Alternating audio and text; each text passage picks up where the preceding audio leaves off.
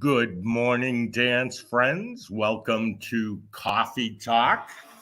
It's a Monday morning in the dance world. Many people have spent the weekend in an auditorium, but we're here to talk dance and inspire you. I'm excited about our special guest today. Her name is Audrey Davis-Dunning, and what I love about her is that she helps to create confidence, and her program is called Goddess, Creating Goddesses. Get Your Goddess, a woman empowerment organization. And I'm thinking in dance, we could use a little of that and add to it that she is also an experienced African dance person. I'm excited to bring her on. Real fast, I'm going to let you know that Coffee Talk is brought to you by the International Dance Entrepreneurs Association, also known as IDEA. We are an association for business owners. We help you grow your enrollment. We help you build confidence. We offer you the tools that you need to take your school in the direction that you want it to go in. And we are an organization that supports each other as members. If you'd like to learn more about us, check us out at ideadance.org. Laura, how are you, my friend? I'm good. I was one of those people you're talking about spending their weekend in an auditorium. I was like, that's me. How was your weekend in an auditorium? It was great. We were there Friday, Saturday, Sunday. It's all back to normal full weekend schedules. And it was great. I didn't go on Friday. My company director was there on Friday night. But it was really tough, good talent. We went to Sticklerville, New Jersey. And if anyone knows that area, Jersey is good talent, like really good talent.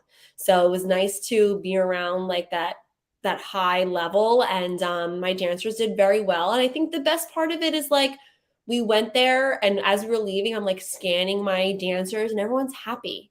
Everyone felt like excited and felt like they grew, and and I just, when they would come off stage, I'm like, how'd you feel? Do you feel like you did better than last time? They're like, yeah, I did, Miss Laura. I took my notes, or like so it was just like a very positive experience. But I think I'm milking what we like to call in the industry a competition hangover because I was like, oh my God, like how was it Monday at 8 a.m.?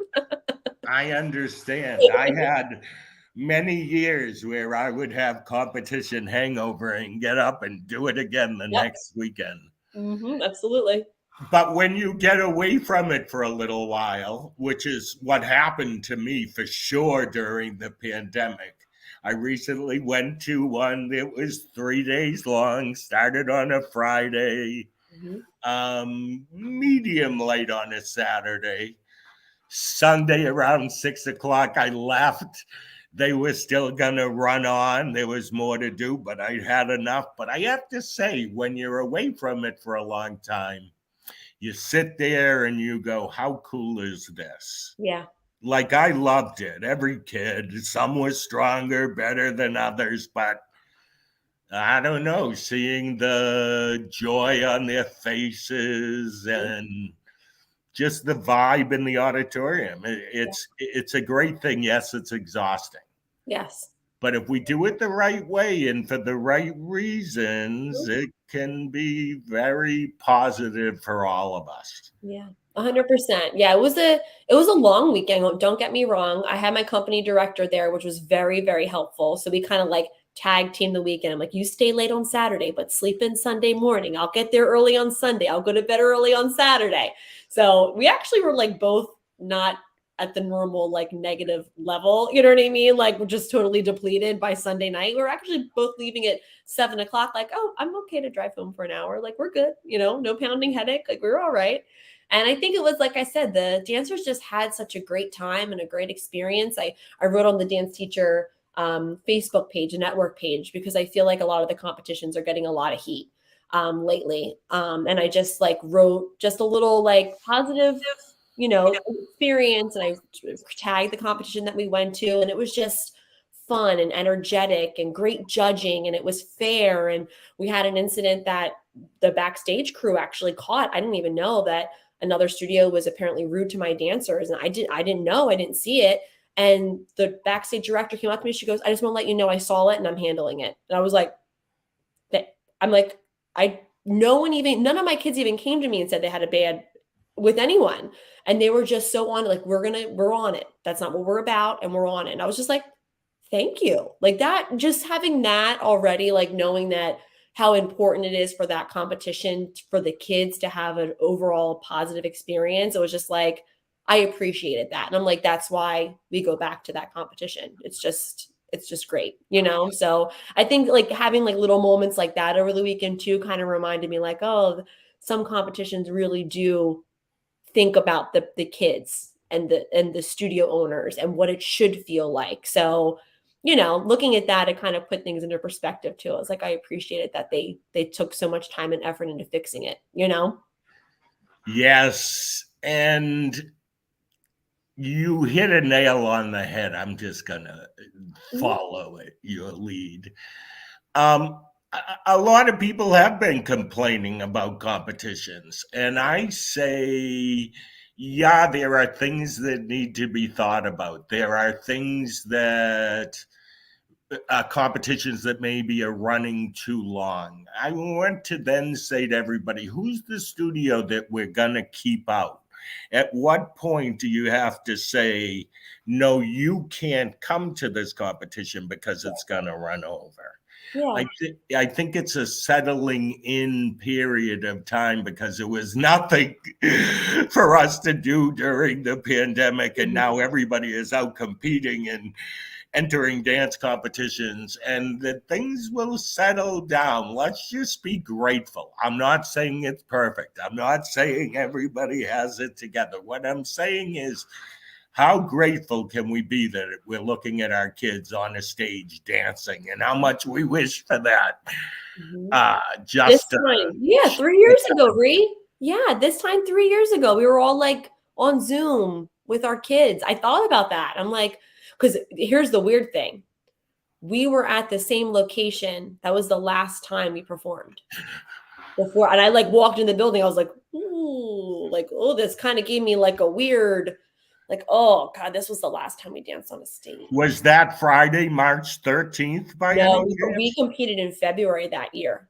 And then March was what that was of that year. I remember that day distinctly, looking on social media and watching people having to fly home from judging jobs, conventions that were stopping on day one. It was a day of chaos, and it was the beginning of this new world. That's much better now, but a new world that we have arrived in. Yeah. Okay, so I'm excited to bring Audrey on. Before I do, all of you that are watching, please in the comments, let us know who you are, where you're from. And in the meantime, I am going to run a commercial for our summer events. We'll see you on the other side, and Audrey will be with us.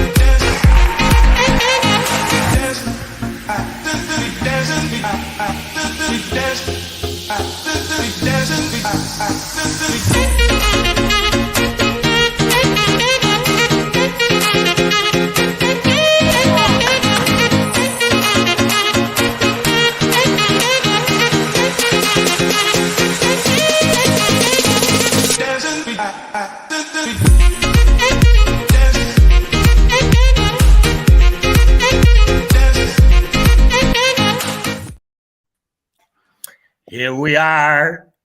Hello, Welcome, hello. Audrey. Thank you. I'm so excited to be with you guys today. Oh my goodness.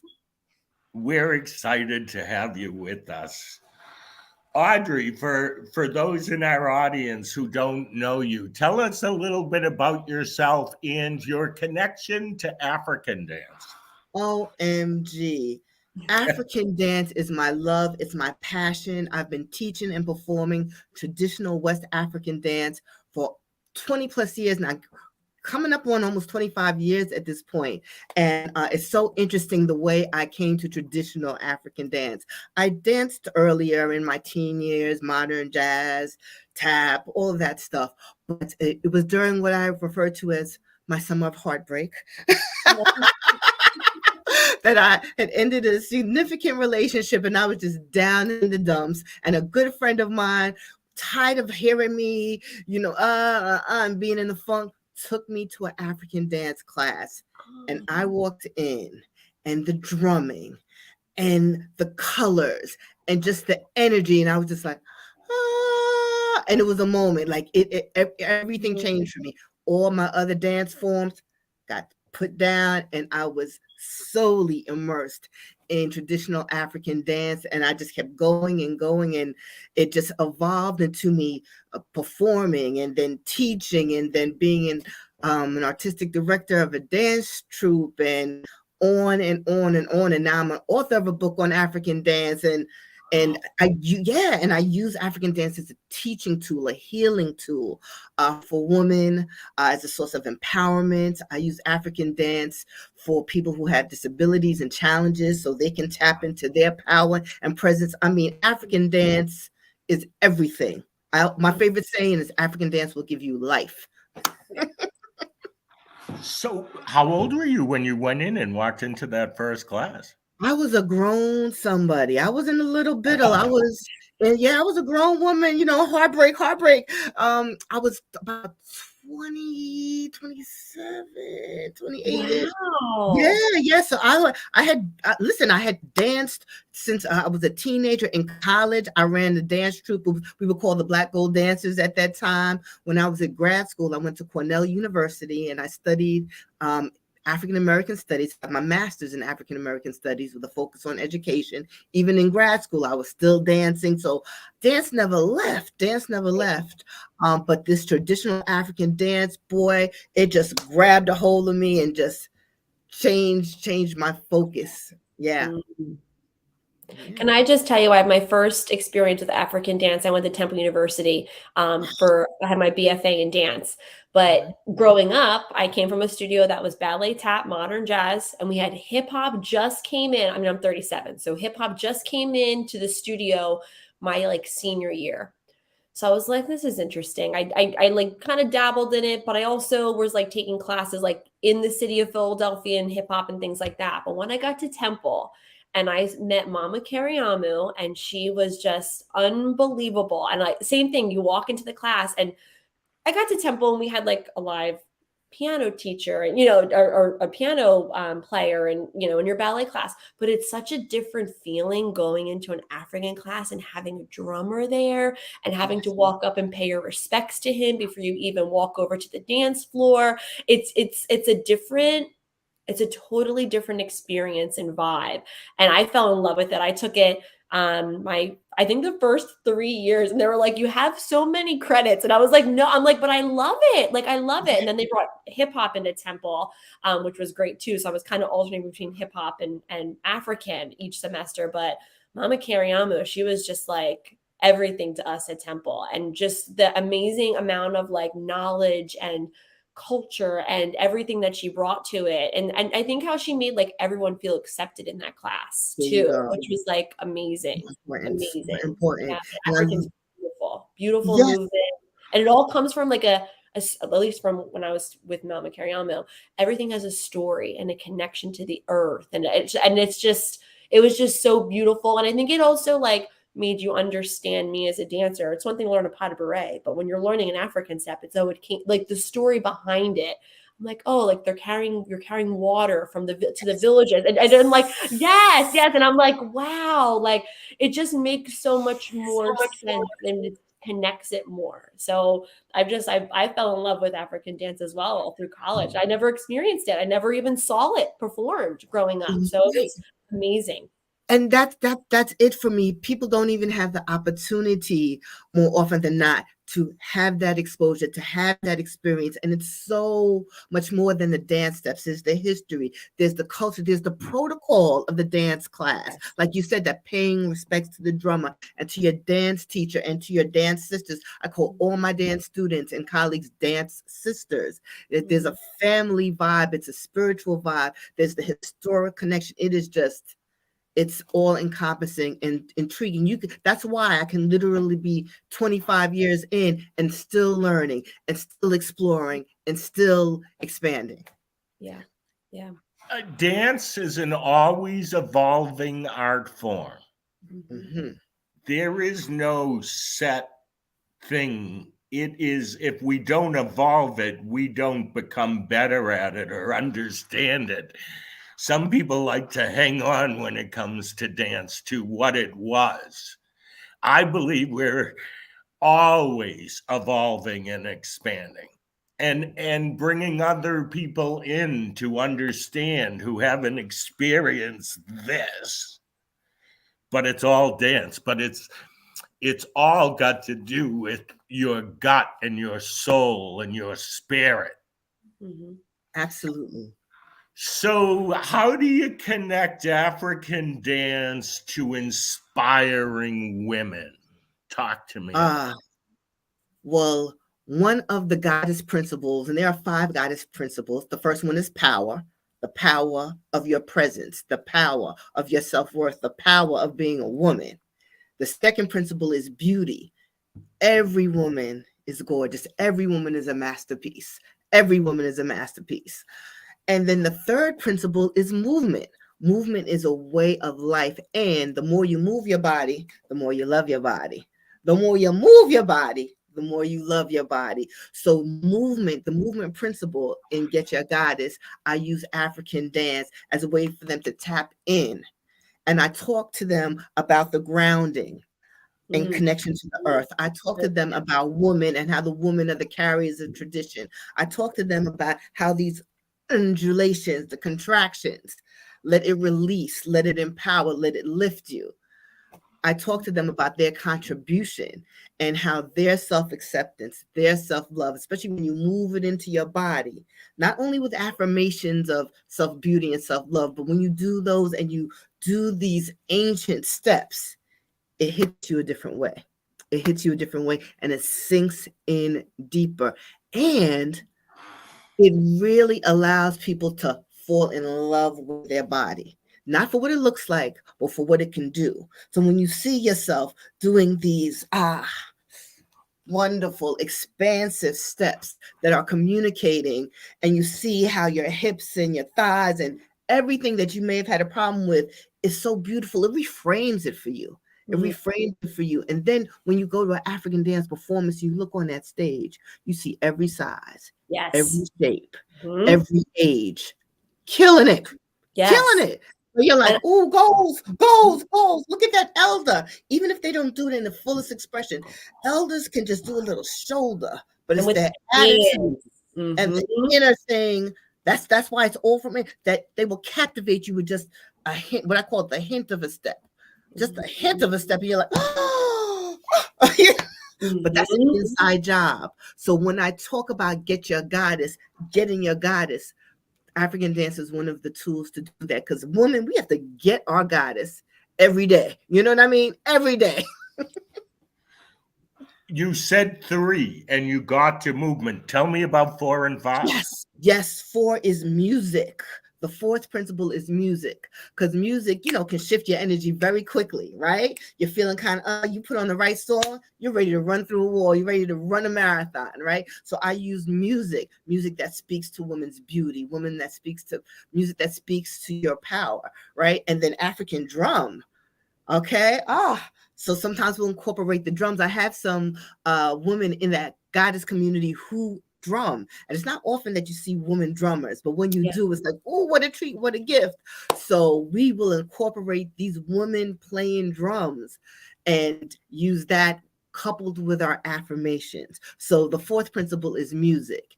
And the fifth principle is achievement, because I believe that every woman has some little dream, some little delicious dream tucked away in her heart that she's even too scared to voice.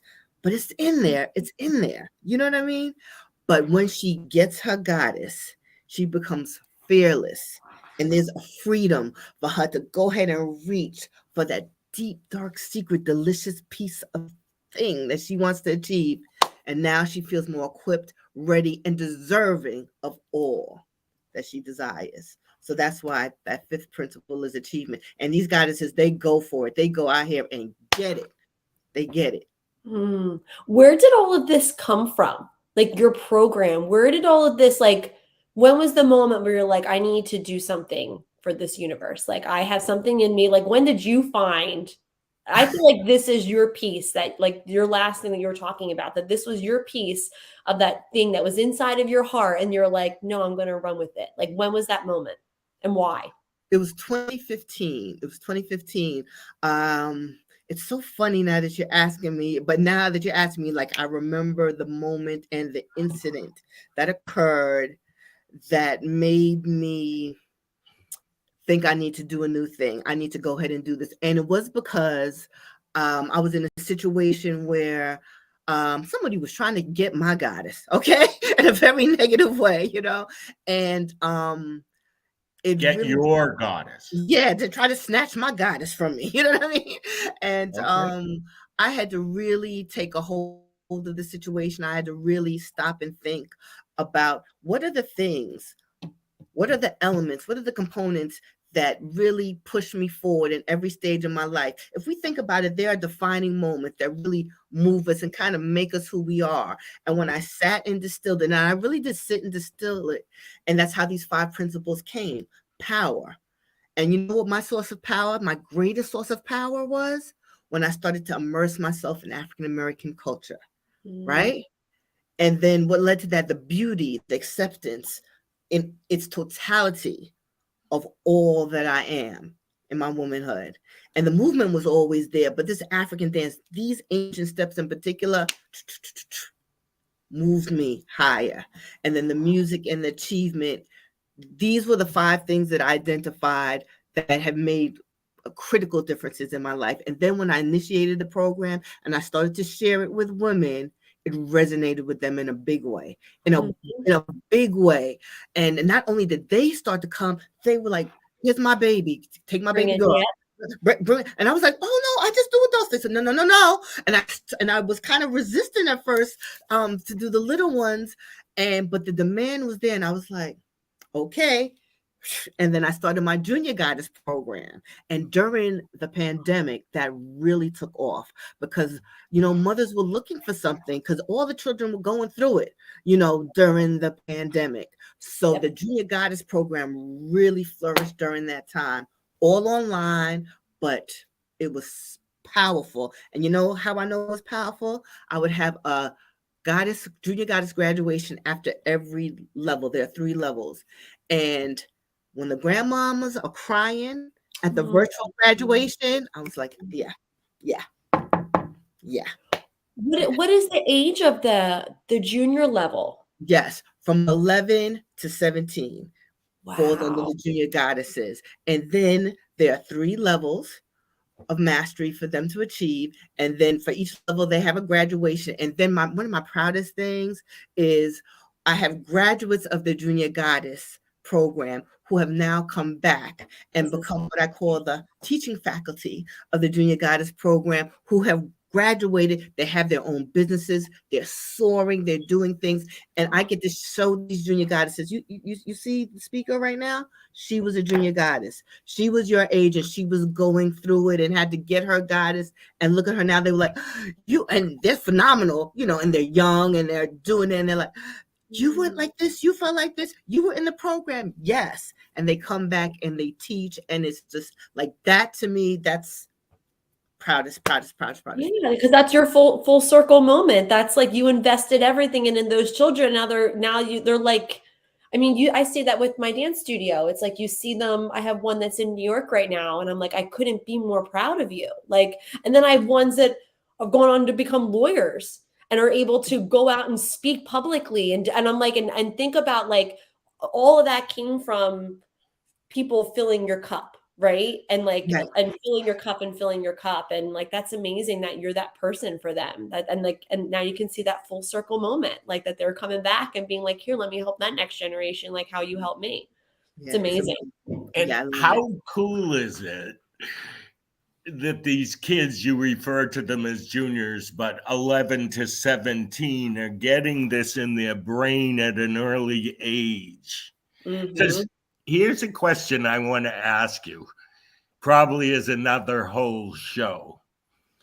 But how did it become that women didn't know they had a goddess? I work with a lot of women, and one of the things I notice is not in all, I know some very strong and confident women, believe me, but some just lack confidence in themselves and believing in themselves. So talk to me about how it either got turned off and now we need to turn it back on, or why is it that women are in this place? Well, first of all, I love the fact that that you use the term, it got turned off. It did get turned off, because if you look at little girls are fearless. They skip in the room. I want this, I want that. You tell them no, I want it now. They're very clear on what they want. They're very clear on what they deserve. They are very clear in their ask. But as we evolve and get better, girls more often than guys are taught to be nice. Don't make waves. Don't be rude. The boys are given a little bit more space to be feisty and to cross their hands and to have their feelings. And girls are like, don't be rude. Don't be fresh. Be nice. Play nice. So don't there's be that. Bossy. Right. Bossy is the one that I'm like, but is she bossy or being a leader? Like, there's a fine line with that. You know? So you have that. And then let's talk about all the societal messages that have us rethink and doubt our beauty, our appearance, whether it's our hair, our skin, our body shape, what we should be wearing, what we shouldn't be wearing, or is this in style? Is this not in style? I mean, it consumes so much psychic energy for women. The fitting in, and then the judgment of each other, and then the fear of judgment from me. It's just a lot, and it becomes part and parcel of how we move and think, and it's debilitating, because there are women, and Laura, I think you can relate to this or know people who are like this. There are women who, and I talk about this in Get Your Goddess, who literally are writing themselves out of history based on their perception of their beauty. What do you mean by that? There are women who will not take pictures. Yep. You group people up. Come on, let's take a picture. No, I don't take pictures. Why? Because I don't like the way I look. And I said, okay, let's fast track to your grandbabies, to your great-grandbabies. And they're looking at the family photos. And, I see Auntie so-and-so. I see Uncle so-and-so. Everybody keeps talking about Aunt Linda. How come there aren't any pictures of Aunt Linda?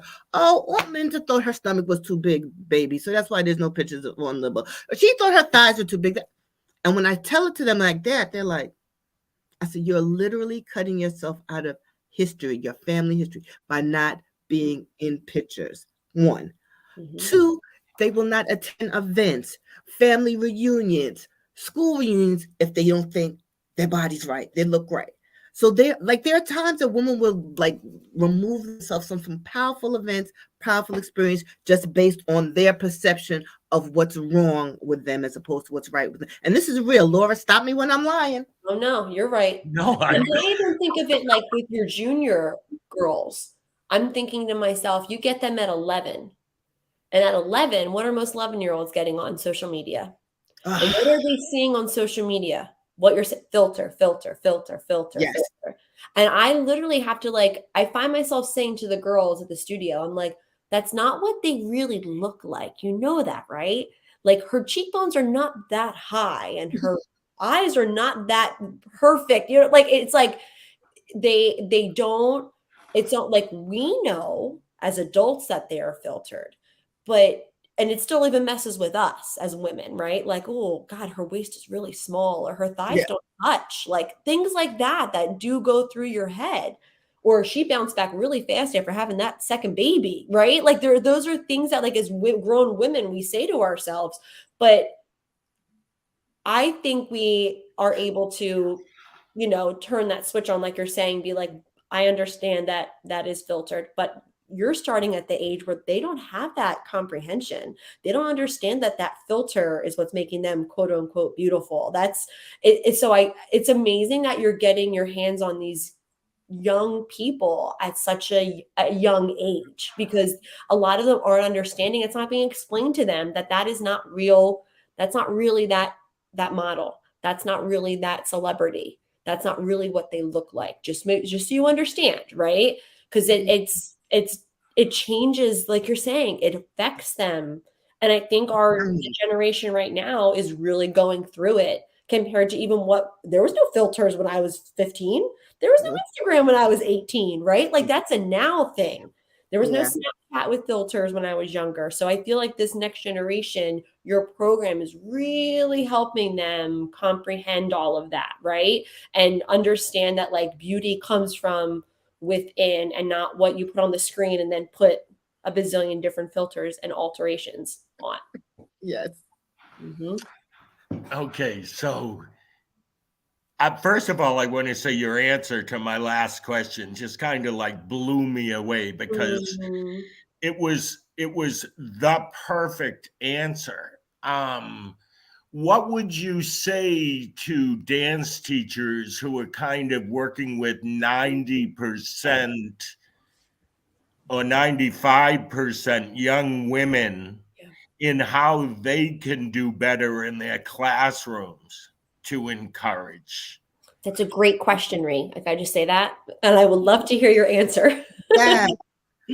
So first of all, let's talk about it. Let's talk about it. Like, feel free to talk about it and to encourage them to accept what is. Because if you talk to any women and teenagers as well, 9 times out of 10, I'm on a diet. I'm on a diet. There are women right now in panic because it's getting warm now, which means bikini season is coming, which means I got to get out of this sweater. But oh man, panic. Let's talk about that. Let's talk about what is right now. Because be grateful for what is. Because I tell you this, whatever your body looks like right now, I promise you, there's somebody who would die to have the body you have. They love the body you have. They think your body is the bomb.com. All right. So why don't you and find something to love? There's several things to love, but love what is, because what if it never changes? What does that mean? So you're going to go through your whole life suffering, your whole life beating yourself up about your body, your whole life not taking pictures, your whole life not going to the dance, the party, the reunion, whatever. No, love it for what it is. And then look in the mirror. One of the major breakthroughs I had with a client was, she was an adult and she was working with me under my, my goddess trainings. And she came to me and she was crying. And she said, I have to tell you something. I said, yes, what? And she leaned into me. She says, I have to tell you, I've not looked in the mirror for 20 years, but now doing Get Your Goddess, I look in the mirror.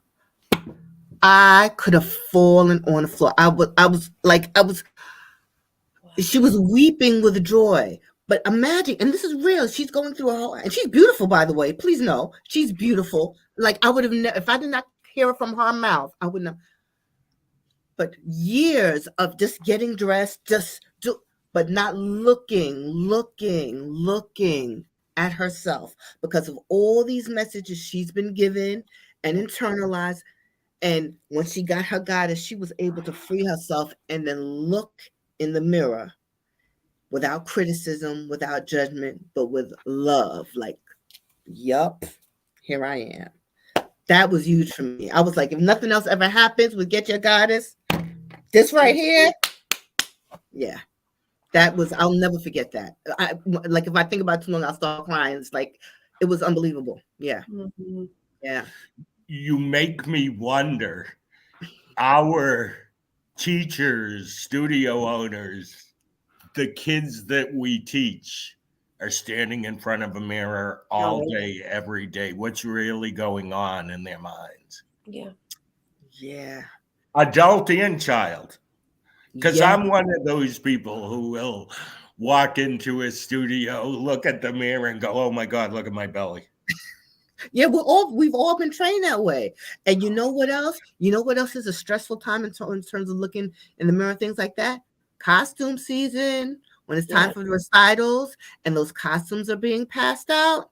Remember, I deal with costuming in African dance too. So Mhm. being very mindful of people's sensitivities and things like that. And they may not verbalize them, but watch their faces as the costumes are being handed out and they're trying on their costumes, but they're looking at others too to see who looks like what in their all of that. Oh, that's another time to be like, hey, let's talk about this. Or maybe it's a private conversation, but that's a perfect opportunity to be super intentional about having that conversation and watching their reaction as they Yeah. try on their costumes. Yeah, true. Laura, I could see Yeah. Laura. You're like, yep. Can I tell you, I've even gone to the fact where like I've ordered costumes for dancers who might be a little bit bigger. I've ordered multiple costumes for them and I start with like an upper size because I'm not sure. Because in my heart, I'm like, I don't want them to stand in that room and maybe they are the biggest girl in the room, size wise, and their costume not fit. Like like the thought of that like breaks my heart. So I've even gone to the point where I'm like, I'm not really sure. She might be an extra large child, or I might have to go to a large adult. We're going to start with the large adult. Try this one on first. And if it looks a little big, well, I have the other one back here. Let's try this one on, And I think in the past, like people are like, oh my gosh, like you order all these extra costumes. I'm like, right, but I don't want to hurt anyone. And to me, that's worth it. You know what I mean? Like, Amazing.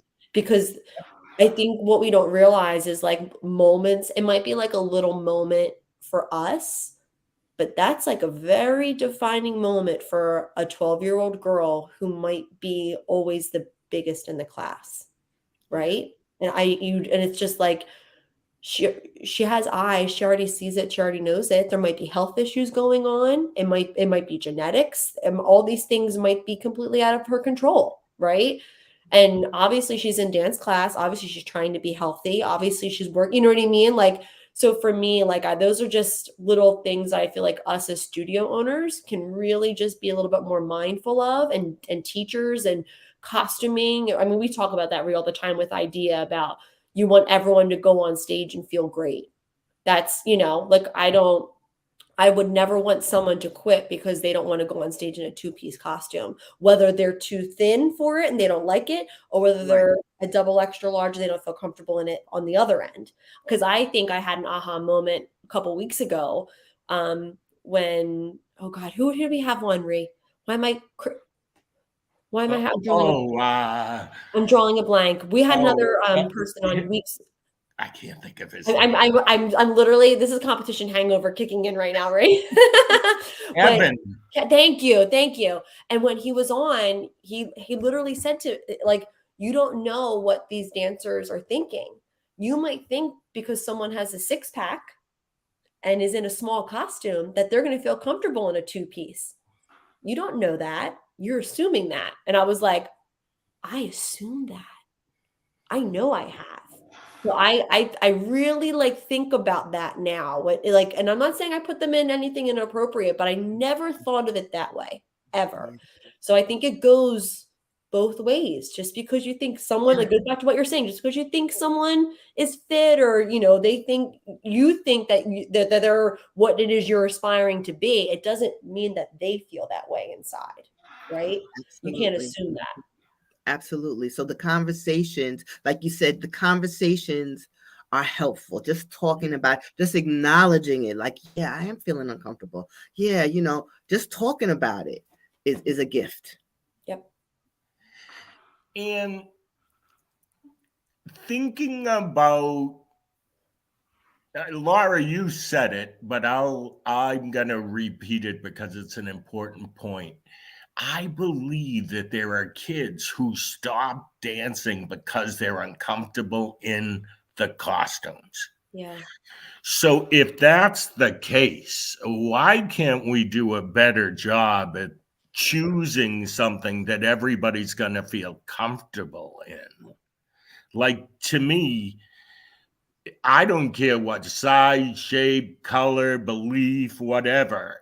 The dance thing changes lives, digs deep into the soul, and giving everybody the opportunity to have that experience is more important than any damn costume decision. Yes. I got to clap on that. Yeah. It's like I know what I'm saying. Some people won't understand, but this seems like an easy problem. Yeah. Don't we have bigger problems that we could be thinking about on how to affect our kids in a positive way than letting costuming in any way, shape, or form have an effect on whether a child loves to dance or not? Okay, we can move on because we talked a lot about costumes.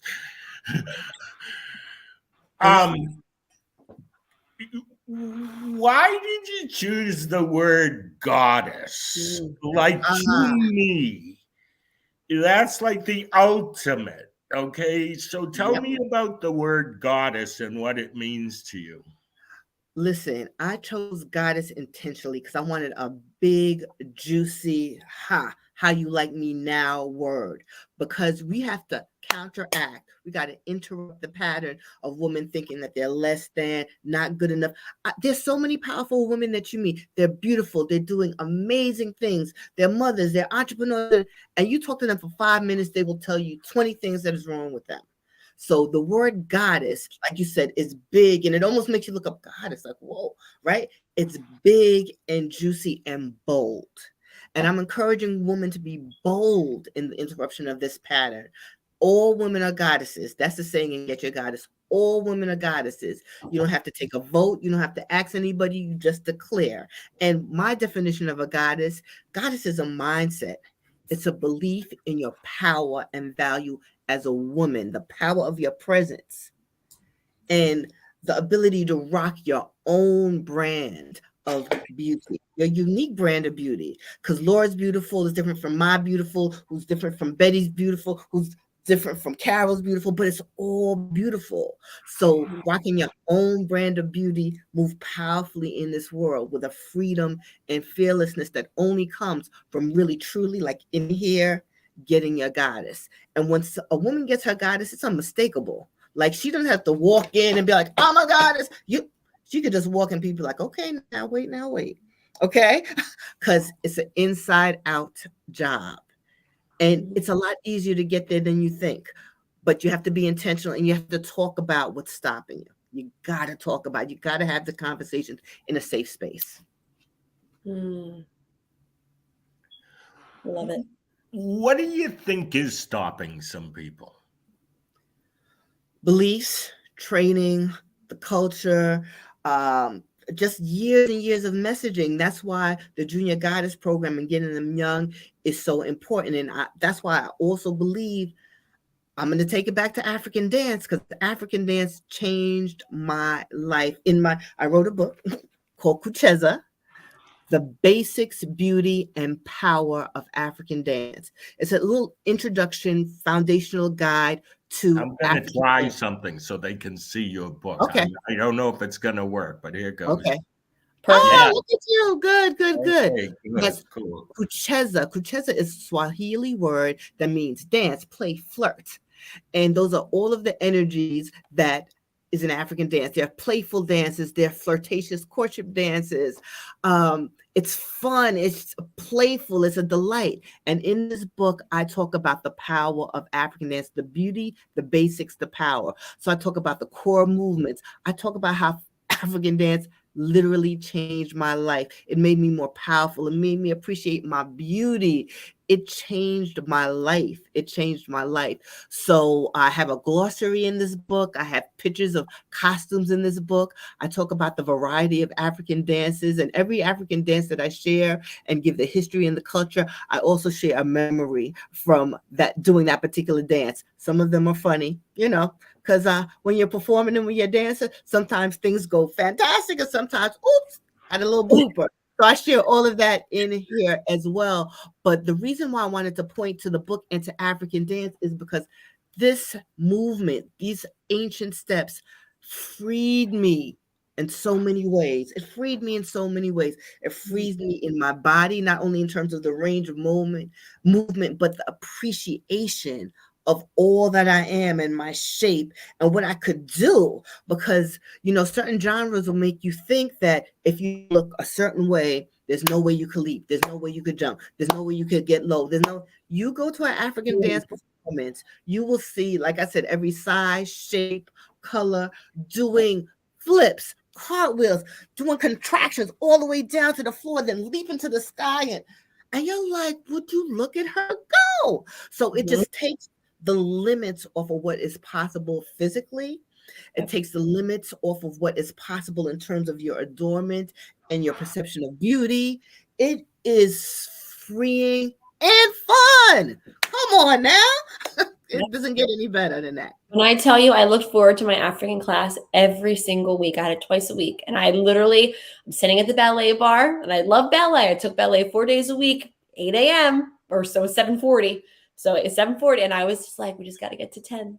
10 is African. And I love ballet. I love ballet. Right. Don't get me wrong. But African was just, I never left that class feeling less than. I never left that class feeling upset with myself. I left that class always better than how I felt going into it.